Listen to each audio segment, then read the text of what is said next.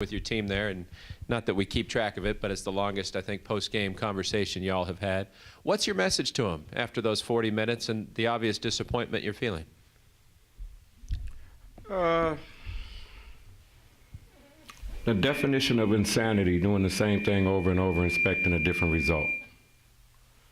And when we have 6 turnovers at New Mexico and the ball moves, then everybody plays good, we feel good, and you get W's.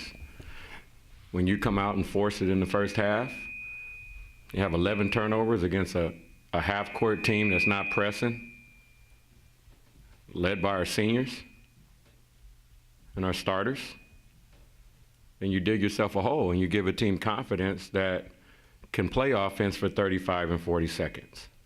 So, you know, the story of the game is, I mean, we came out ready to play. We had 5 times we had 3 straight stops in the first half. We count that, where they're called kills, if we can get 3 stops in a row. 5 times we stopped them 3 times in a row and went down and turned the ball over, and that's not even counting the awful shots that we took early. Can you put into words the disappointment that you saw in their faces today? I mean, was this something that you could tell it was weighing on them? You never can tell what you're reading with, you know, 18 to 24-year-old young men. You know, but what you're saying is our message is the same, that we're proud of you, you know, but when are we going to learn from this? If we could tell you now that you could come out and move the ball to the second side, make the extra pass, would you be able to do it over? But there's not any do-overs. So, you know, you know, you can't really tell how much disappointed they are or not. I mean, it was quiet, and they're ready, and they want to win, and they're together as a team. Same guys we say that when we come up here and when we win. But I don't know if any of them take it as hard as coaches do. You're down 17 with just over 4 minutes left, and you had trouble scoring all night, but somehow, with a little help from them, missing foul shots, you get that chance at the end. On Deshaun's second trip to the foul line in the last 10 seconds, when there's 4.5 left, was the plan for him to miss the second free throw? Was he trying to miss, or was he trying to make that? No, we thought as a staff that we still had some time. Okay. We thought as a staff we have a home run play in, and with 3.5 seconds, I guess you get 3 dribbles per second. So we thought as a time that the way they've been missing free throws that we could get in and foul right away. And maybe it'd be a 1-point game or a 2-point game if they miss those free throws and we can get to the basket. So, you know, I thought Sam made an awesome pass. They grabbed Braxton's jersey, intentional. He still came and got the ball, and he had a good shot to make it, or knew was wide open in front of our bench, you know, where we had a good shot.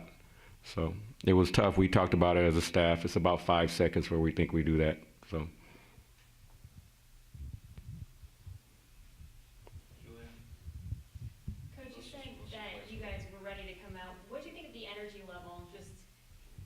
What did you think of the energy level of this team at the start of the game? I thought the defensive energy was really good. You know, I thought we did a great job of doing a good job of guarding their Princeton offense early. And our energy was way too high on the offensive end. We needed to slow down. We made silly mistakes. We took bad shots. We didn't make the extra pass. We dribbled in the gaps and had 11 turnovers in the first half after we just had 6 in New Mexico at the pit for the whole game. So it wasn't about energy or lackadaisical, you know, except for a couple of those catches inside that we should have caught and finished. I didn't like that energy level. But I did like how our defense kept us in the game. I mean, we had our worst offensive half of 20 points in the first half and 11 turnovers, and that's not even counting the awful shots that we took in the first half and held them to 23.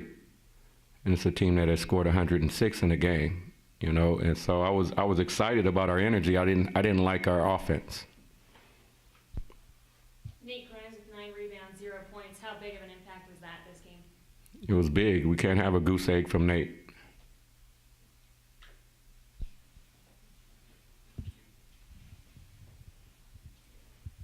Coach, you talked about the second part of the offense. Is it just a struggle for them to believe that they can move it at the pace that you want and still get something out of it after having so much success on that first part of it? You know, I guess it is a struggle. There's no question. And that same confidence that you have that can step up and make the shots that we've made through the course of this year is that same confidence that you have that you think you can do some stuff yourself. It's the same thing. But we talked about our very first game, or scrimmage, we had 13 turnovers at University of San Diego. And we were down 20, and then we didn't turn the ball over, and we moved it, and we played easy. It's like, so it seemed like we'd learn from that. That's the insanity part you're talking about. That's the part that I'm going to keep doing the same way I do it. And it was multiple guys, and we subbed in and we subbed out. You know, we started making a little bit more extra pass as we played. Our pressure got up higher. You know, our intensity there was higher in the full court, you know, which I liked. But it wasn't our defense that killed us tonight. It was our offense. And speaking of that, you got Nevada. I know you're the kind of coach that's going to move on to the next Correct. deal.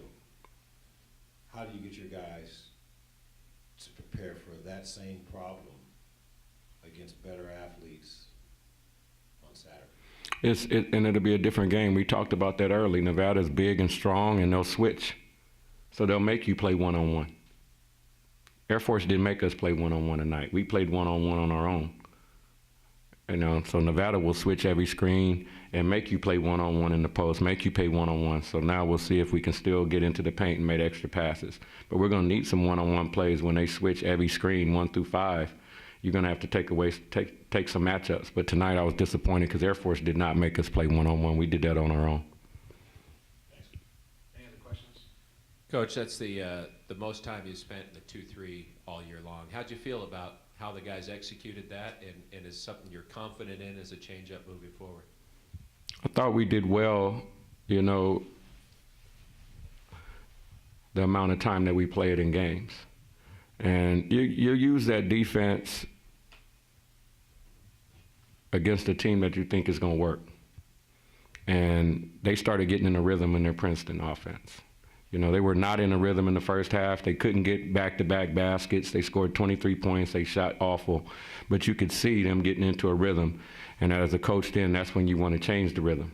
And I thought we did that. You know, we gave up 1-3 to the guy that we say we're not, which hurt us. And then Scotty hit some tough shots at the high post. And then we went back to man. So we'll use it in games that we think it will help. We're not very big.